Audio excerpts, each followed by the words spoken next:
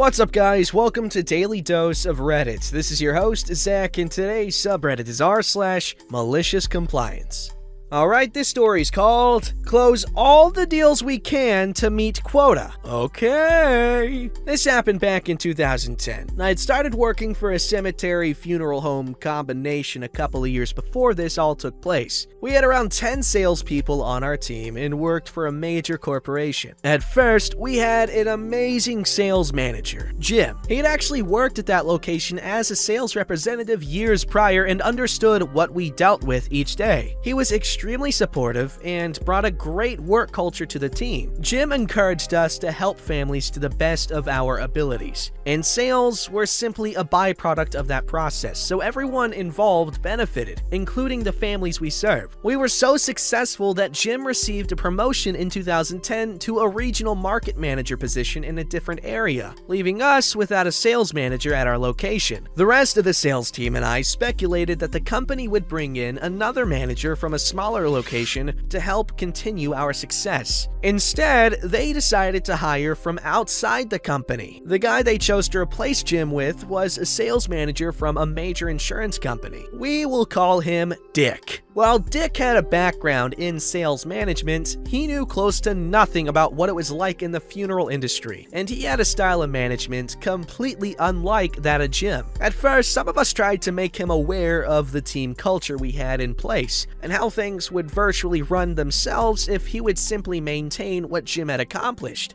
Dick became very dismissive and went as far as putting a label on the bottom of his coffee mug that read, "The Boss." Anytime someone would try to speak with him about the mistakes we believed he was making, he would take a sip of his coffee, thus showing the label. It was basically an F you. While this succeeded in shutting down complaints, it also alienated him from the sales team. He would also often brag about his past achievements and fail to acknowledge current success of our team members. It didn't take long before morale started to decline and sales performance began to slow. This was when we found out why Dick changed industries. It became clear that Dick had a drinking problem. He started disappearing around noon and would return a couple hours later smelling of alcohol and appeared red-faced and very relaxed. Dick also hired a new sales rep to join the team. She was far different from the rest of us. She was young, good-looking, and very, very smug. She was a well-endowed woman that apparently had just the right assets to gain Dick's approval. We shall call her Bimbo. Bimbo had a background in business-to-business sales and did not mesh into the family culture we had developed over the years. Her arrogance made it clear that Dick had big plans for her to be promoted quickly through the ranks. It was about that same time when we also heard of an incident involving Dick during his 2 weeks of training at corporate headquarters. Dick allegedly fell asleep while watching the Super Bowl and left the bathtub faucet on in his hotel room. It was running long enough to overflow the tub and flooded 2 rooms below his, one of which was the hotel's IT room, causing around $20,000 in damages. This knowledge, combined with Dick's apparent drinking habits, told us a lot about how he handled stress. As morale continued to decline, along with our sales revenue, Dick became more and more irritated. We had daily sales meetings, and his desperation began to show. It was clear that the corporation was pressuring Dick to improve sales and that his job was in jeopardy. It was important to note that sales managers had the ability to give team incentives in order to motivate a team when necessary. While Jim had occasionally offered incentives, it was never anything like what Dick offered our sales team at that time. We tried to explain to Dick that it was a slow time of year for sales and that pushing customers too hard often ended up with less than ideal outcomes in the end. Dick was having none of it. He promised that he would take the entire team out to celebrate if we hit our sales quota for the month. His incentive was a riverboat cruise for each salesperson plus 1 guest each if we simply hit our quota for the month. He said that if we had any customers that were on the fence, that we should do whatever we had to in order to close the deal. We all agreed to do just that. For the next week and a half, we called every contact we could and pushed every deal deal towards a contract until we hit a quota. We never sold anything they didn't actually want, but we simply pushed to get it done sooner. The end result was we barely made our quota for the month. Dick quickly took pride that he had pulled it off and had made his quota for the month and booked the riverboat cruise as he had promised. He even arranged for a limo ride to and from the cruise. My wife and I, however, decided to drive ourselves. We are not big drinkers and normally wouldn't even go on something such as a riverboat cruise, but there was no way I was gonna miss out on what was about to unfold. You see, what I also heard is that the regional market manager for our area, the person that hired Dick, was also gonna be present on the cruise. I also knew that Dick would make sure there was a full bar available on the company dime. I was right. My wife and I agreed in advance to have one drink each and to do a little dancing together, as we rightly deserved. However, what we really came to do was sit and watch. As expected, Dick showed his true colors by drinking up a storm and running up a huge bill for the company. Better yet was that Bimbo and her date celebrated to an extreme.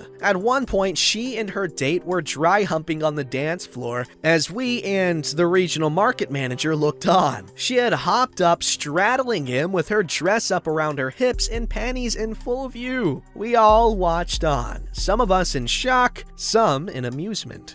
Pervs. At the end of our cruise, my wife and I walked back to our car. Bimbo and her date were passed out half naked and sprawled on a park bench on the dock. Dick was trying to round everyone up to the limo. The following Monday brought the new month and our sales tanked. We had burned through every lead we had the month prior and were left sitting at our desks with no leads. During each sales meeting that followed, Dick became more and more desperate until he finally flipped out in the middle of a meeting. This alarmed one staff member, not me. Dick was called into an HR meeting that resulted in his termination. Bimbo disappeared around the same time. Things at that location continued to take on more of a corporate vibe, so I left that job a few years after that. About 5 years later, I saw Dick living out of his car with two small dogs at the local bus station. We locked eyes for a moment, and I just smiled. I really do wish him the best, but I also hope he learns something about humility. You watch this guy freaking destroy his own life.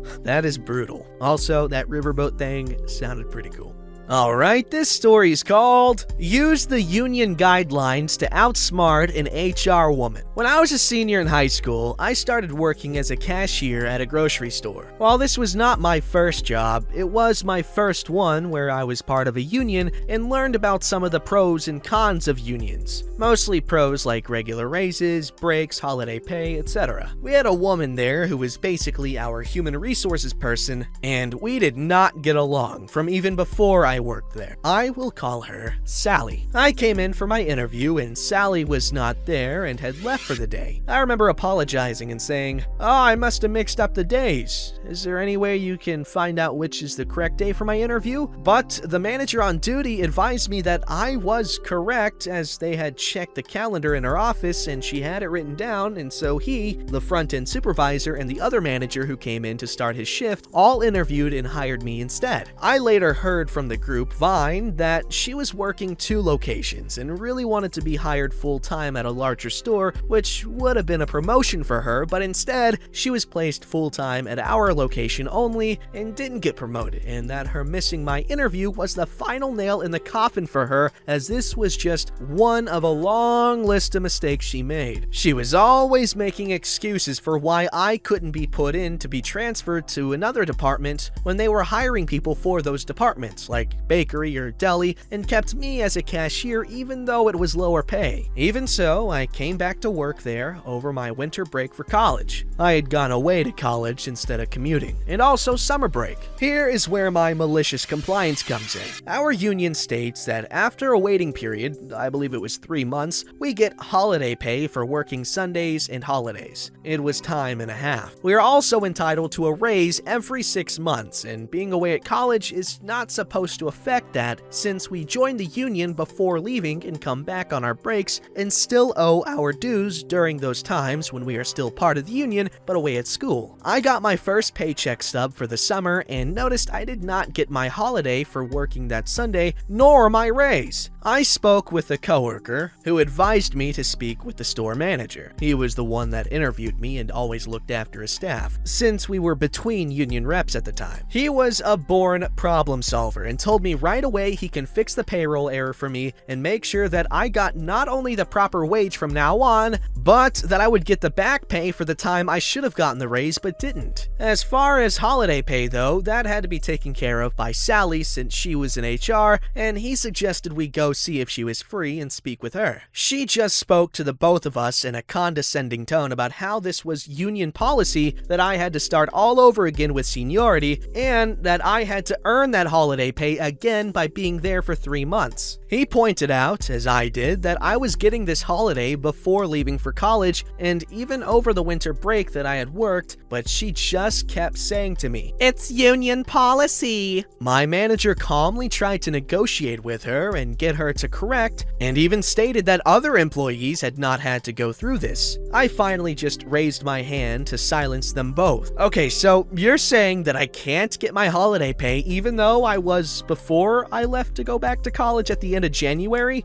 due to union policy, correct? Yes, She said with a long, dramatic sigh that was meant to say, like I have been telling you. I nodded, grinned, and stated, "But union policy also states that I don't have to work holidays or Sundays, and that I can't be penalized for refusing to do so, correct?" My manager grinned at me like he was very proud of me, as he saw exactly where this is going. Well, yes, that is true. Sally said, looking a bit nervous. Okay, well then, here is the compromise. Since union policy states that I can't get the holiday pay for working Sundays and holidays for the rest of the summer, I will not work any Sundays or holidays, and per union policy, I am allowed to do this, I said with a shrug. She immediately started laying on the charm about how I am such a great worker and that they really need me to be there to help out with Sundays and holidays. But I pointed out that they had plenty of other employees who were getting the holiday pay that they count on, and I would be glad to return to working holidays and Sundays once I got my holiday for doing so. My manager commented that he and I needed to change the schedule and casually mentioned how this was going to be hard as he now had to take me off for next Sunday and Monday, as that Monday was Memorial Day and it was a Thursday, but that the store would just have to make it work if they couldn't find anyone willing to come in. Once she had left for the day, he called me upstairs to his office to help with the schedule since I had to work so many days each week. I walked in to find him and another manager there grinning ear to ear, telling me how proud they were of me for how I handled that situation. On Memorial Day and the 4th of July, I got a call asking if I could come in because they had other people call out sick who were scheduled. I just calmly explained that I was no longer working Sundays or holidays and that Sally could explain why. Before the end of the summer, she found a new position and quit, and the new HR person was much nicer. One of the first things she did was make sure I and a few other college students who had similar issues with the holiday got our holiday pay reinstated, and when I requested about a transfer to another department, she gladly asked around and had me put in the health and beauty AIDS